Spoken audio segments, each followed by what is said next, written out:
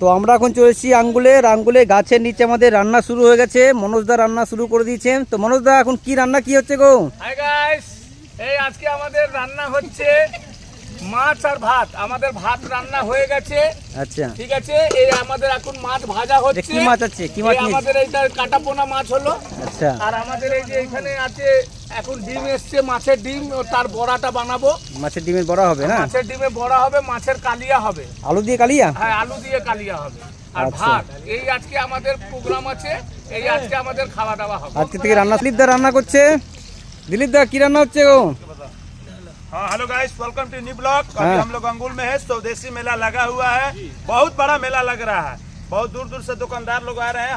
हरिद्वार तक दुकानदार लोग आए हैं।